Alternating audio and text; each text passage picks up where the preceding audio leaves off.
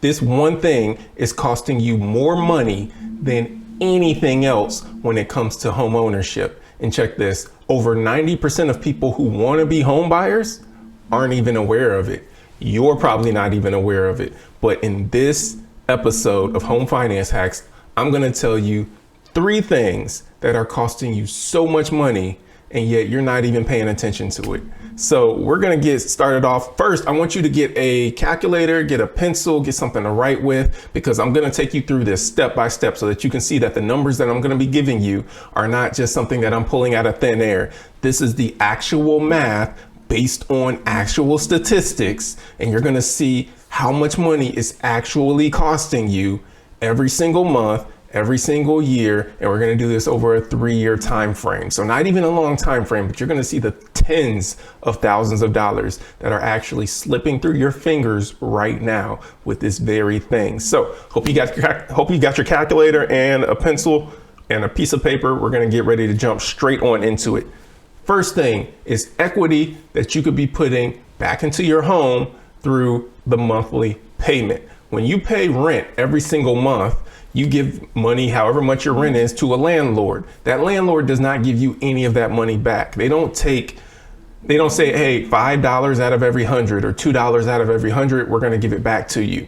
All of the money you give to the landlord keeps that money. However, when you pay your mortgage, a portion of that monthly mortgage payment goes toward paying down the principal balance of the loan, which puts equity back into the home that you own. So for the purposes of our example, let's just say that $200 out of every mortgage payment is what's coming back to you in the form of equity in your home. That means that every month you pay your mortgage payment, however much that mortgage payment is, and $200 goes into equity in your home. $200 equity in your home.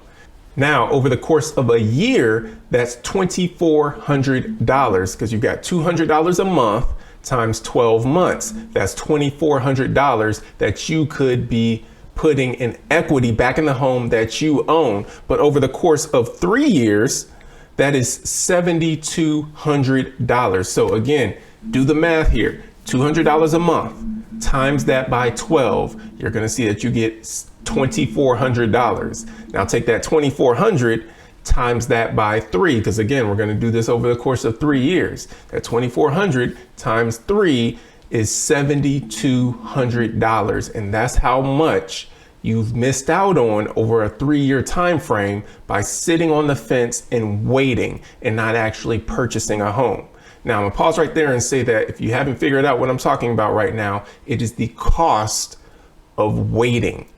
That is what we are talking about here, but it's going to get so much more expensive. Just wait until we get to the second and third thing. So we're rolling right into the second thing now. You're already missing out on $2,400 in a year and $7,200 in 3 years by sitting on the fence, because that's equity that you would have been putting into your home. But now we're going into phase 2, which is appreciation.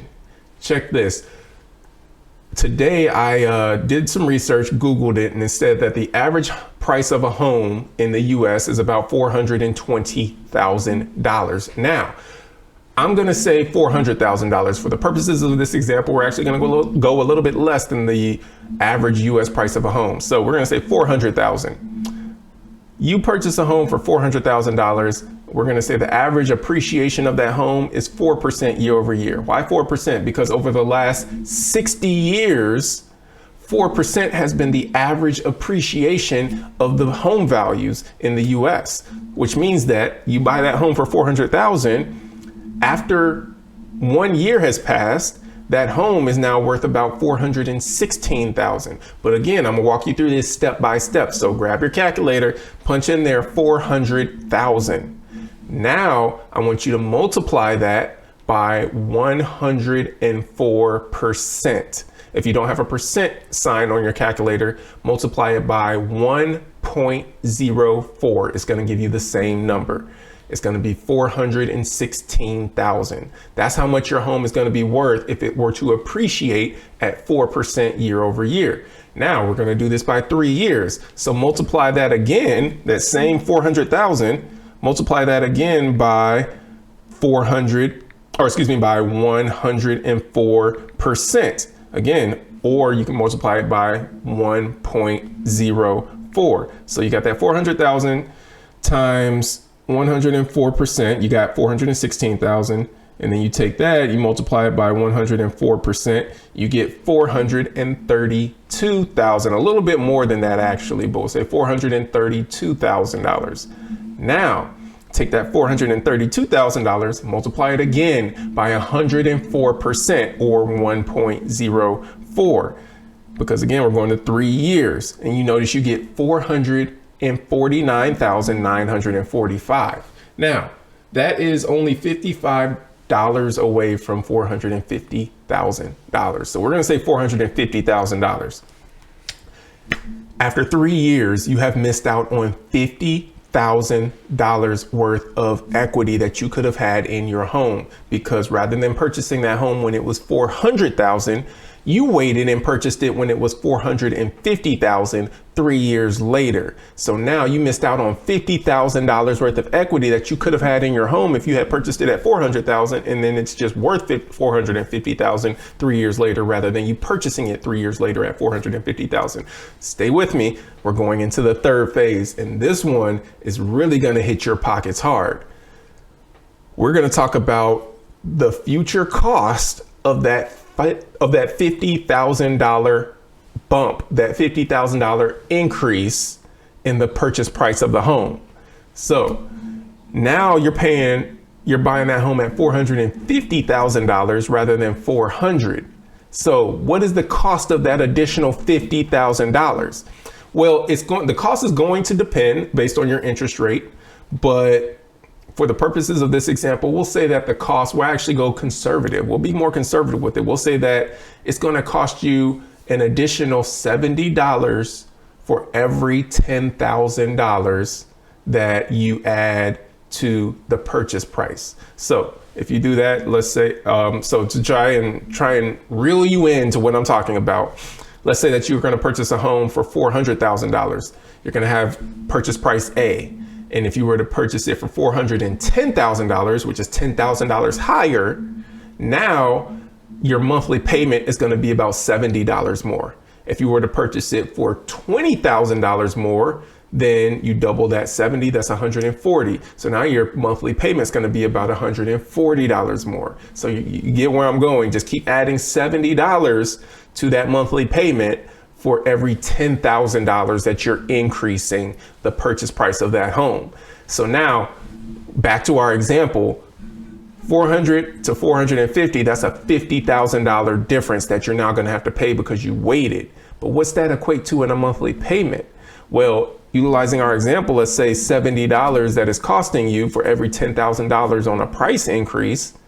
That means we've got $50,000 price increase, which means you have to take 70 times 5, which gets you $350. Put it in your calculator. You can see, again, I'm not pulling these numbers out of thin air. You take that 70, multiply that by 5, you get $350. That's how much more per month that you are going to be making on your mortgage payments because you waited to purchase that home at $450,000 rather than purchasing it at $400,000. Now it's costing you $350 more every single month. Put a pin in that really quick. What could you do with an extra $350 every single month? That could definitely buy you some groceries. Maybe it could put some gas in your car. Maybe it could cover a utility bill. Maybe it could cover a streaming services bill. There's so much stuff that you could think of right now. Maybe you could afford to go and eat out at a restaurant from time to time, at least once or twice a month, with an extra $350 in your pocket. But instead, you're having to pay $350 more every single month because you waited 3 years and now you're paying $50,000 more for that home than what you would have been paying if you had bought sooner when it was just $400,000. Now you're paying $450 rather than $400,000. But let's back it up to the previous step. Now, not only are you paying more for the home, and you know what? Matter of fact, I didn't even finish the third step. So let's get back to the third step really quick. You're paying $350 more per month. What is that in a year? Let's put that in your calculator as well. You've got that $350 a month times 12. That's $4,200 in just 1 year. Now, multiply that by 3.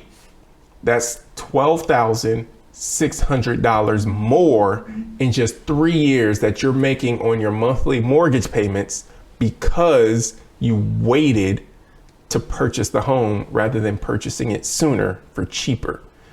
That's what it's costing you. $350 a month, $4,200 in a year, $12,600 in a 3-year time frame, and the numbers just continue to grow from there because you waited to purchase that home. Now, let's take a step back from there to step 2. Not only are you paying more per month for the home, you now don't have the equity in the home. You don't have the appreciation. You didn't benefit from that appreciation because you didn't purchase it at $400. You purchased it at $450, which means not only are you paying $350 more every single month, you're also without equity in your home. You don't have any of that $50,000 of appreciation, which would have been yours if you had purchased it at $400, but you don't have that. Now let's take it from step 2 back to step 1. You missed out on all of that equity that would have been built through you just making on-time monthly mortgage payments. Because remember, we started off letting you know that, hey, out of every mortgage payment, for the purposes of our example, $200 a month is going toward paying down the principal balance of that loan, which puts equity into your home. But you missed out on that $200 a month, $2,400 in just 1 year. And what did we say? That was over 3 years, $7,200. And so you missed out on $7,200 in a 3-year time frame. Add that $7,200 to that $50,000 in appreciation, we're at $57,200 that you now do not have in equity in a home. That's just in 3 years, $57,200 that you would have had in equity in a home in just a 3-year time frame. So now you missed out on the $57,000 and you're paying $350 more every single month. Let's make this make sense. What's costing you more than waiting right now is not negotiating for a lower sales price, because most people are trying to negotiate $10,000, $15,000, $20,000 off the price, or you're trying to negotiate for the seller to cover your closing costs, which don't even put appreciation or any of that equity into your home. It's just the closing cost. But most people are trying to negotiate for the seller to cover $10,000, $15,000 in closing costs. You're trying to negotiate for an interest rate that's 0.5% lower, which may save you $80 on your monthly mortgage payment or $100 on your monthly mortgage payment. Meanwhile, you decide not to purchase because you can't get the home for the price you wanted, or you can't get the seller to pay what you want the seller to pay, instead of finding a way to purchase the home regardless of what the seller is willing to do. Finding a way to say, you know what, I'm going to add to the value of the home, and if it appraises, then I'm going to purchase the home at a higher purchase price and just finance all those closing costs and everything so that I can at least get the home and start making all that money work for me. All these monthly payments that I'm spending in rent, which I'm not getting benefit from at all, I'm going to start now benefiting from those mortgage payments. I'm start having all of those things working for me. You're missing out on all of those things because you're sitting on the fence waiting for what? Home prices to drop? You're waiting for what? Interest rates to come back down? You're waiting to save a few $100s here, a few $100s there. Meanwhile, you're missing out on over $50,000, and it's costing you hundreds of dollars more per month when you do decide to actually jump in the game and purchase a home. So I want to just hopefully drive the point home that what's costing you the most when it comes to purchasing a home is sitting on the fence and waiting. You deciding, you know what, I'm gonna wait until the economy says that it's a better time to purchase. Meanwhile, everyone who owns a home, when the economy does turn better, guess what? They continue to climb, and you're just getting started with no equity in a home and paying more for the house. So please, please, please do yourself a favor. Go talk to a loan officer. find out where you are right now in terms of your ability to be able to purchase a home and become a homeowner. If you're ready to purchase now, then find a home that will be suitable for you right now, realizing it's not going to be your forever home. It doesn't need to be your forever home. You just need to get started. And so get started where you can get started now. If you're not able to get started on purchasing a home now, then figure out what it is that you need to do concerning credit, or concerning making more money, or concerning decreasing your debt, which will allow you to be able to purchase a home and then get started on that journey. But whatever it is, stop sitting on the fence waiting on the economy. Stop being scared to go talk to a loan officer and figure out what your true financial situation is, and if you're able to purchase a home today, because you're missing out on what has been the biggest driver of wealth in this country for Americans: home ownership. More Americans have their net worth sitting in home ownership than anywhere else. There was actually a study that was done, and it was released by the federal government, that homeowners are more than 40 times wealthier than renters. 40, more than 40 times wealthier than renters. You've got to get in the game. You've got to stop sitting on the fence. You've got to start taking action now and getting your journeys into home ownership started sooner rather than later, so that you're benefiting from the appreciation, but that you're also not having to pay the increase in home prices, because home prices are going to continue to increase. So that's what I have for you. Hopefully it's been beneficial. Hopefully you're going to start taking action today, and then we can see you inside your brand new home as well. So that's what I have for you. Thank you for taking the time to tune in. Please like and subscribe to the channel. I'm gonna be putting out more information every Tuesday that's really gonna help you save on your bottom line. Take a listen to the podcast as well. I'm gonna be dropping a new episode on Friday, and I get a little bit more personal in the podcast with some opinions on some more controversial topics as well.